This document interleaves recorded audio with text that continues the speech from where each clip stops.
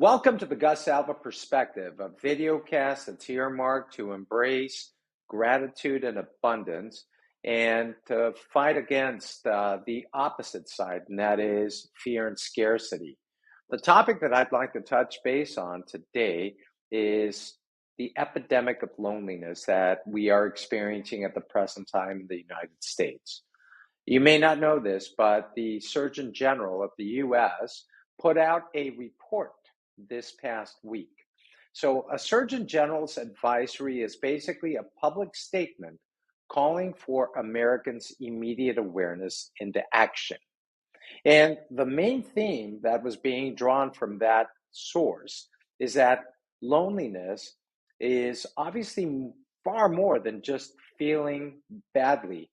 It harms both the individual and society as well. Let me give you some stats. The associations with experiencing loneliness create a greater risk of cardiovascular disease by about a third, dementia, as well as stroke by about a third, depression and anxiety, and premature death by also about a third. Guess what else they also increase? Or guess what else it also increases? A susceptibility to viruses and respiratory illness. What does that sound like? We've just recently been through this pandemic, through COVID, and although it's now been officially sanctioned as no longer, being a major threat to us, for the past 3 years, we've been advised to isolate, withdraw, and as a consequence of that, be more susceptible to this very problem that we were trying to run away from. Now, the overall mortality impact, meaning your likelihood of dying from being socially disconnected, is similar to smoking 15 cigarettes a day. Now, that is wild because it's also even greater than being morbidly obese, meaning just being overtly overweight and being inactive physically. So, the important thing here is that loneliness can not only be felt by the individual, it's certainly seen in schools, workplaces, and civic organizations where performance, productivity, and engagement are oftentimes diminished by the individual that experiences these feelings. It's important for us as a society to come together and take on greater challenges instead of retreating to corners, feeling angry, sick, and alone, because unfortunately, that's what this particular pandemic of loneliness is now creating for us.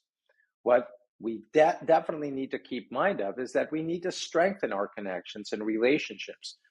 If a friend is calling, we should answer that phone call. We should be making time to share a meal, to listen without the distractions of the devices that surround us, to perform acts of service, to express ourselves authentically, and through that, be able to combat this internal subjective state, because ultimately that's exactly what loneliness entails.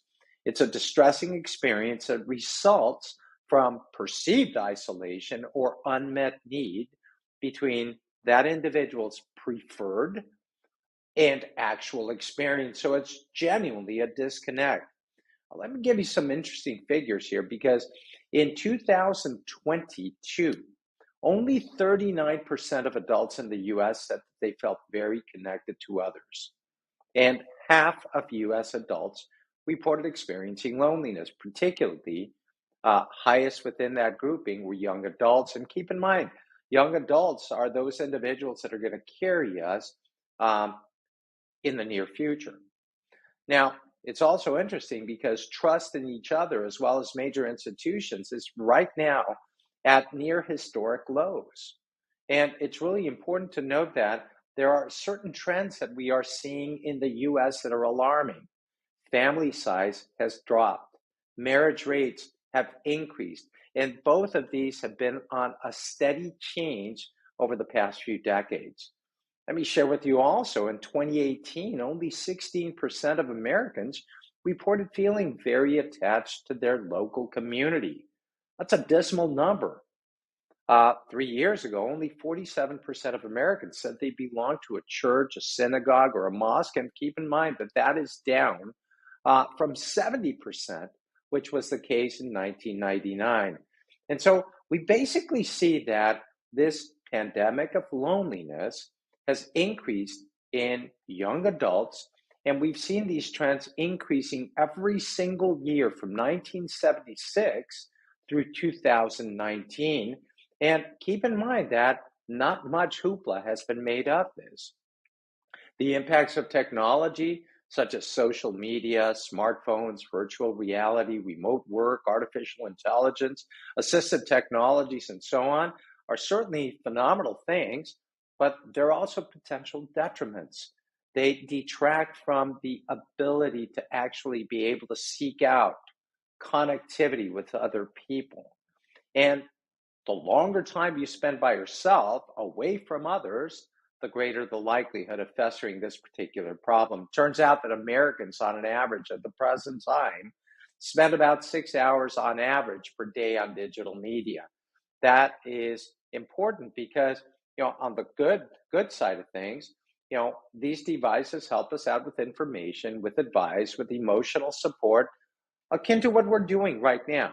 The bad side, though, is that by displacing in-person engagement, uh, these devices monopolize our attention. They reduce the quality of our interactions. They diminish our self-esteem. And oftentimes, there are even terms like fear of missing out that people oftentimes describe when they're utilizing these particular devices in a heavy-handed manner.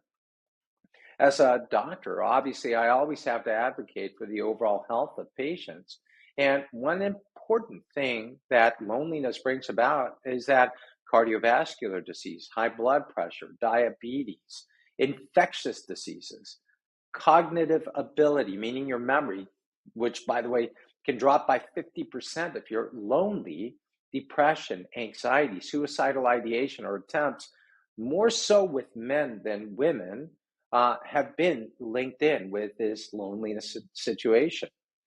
What creates this? Potentially an increase in inflammation. When people are physically inactive, we certainly note that there's a potential harbinger for evoking this. With social connection, there's also a greater activity of oxytocin, which is essentially a hormone that helps us with attachment between people. There are different measures of taking a look at this, but the important thing is that last week, the Surgeon General, the top ranking officer in medicine in the US, put out this enormous statement paper, and not much has actually come of it. Have you heard of it? And if you haven't, I'm so grateful for the fact that you are here with us right now, because now you're actually learning about this.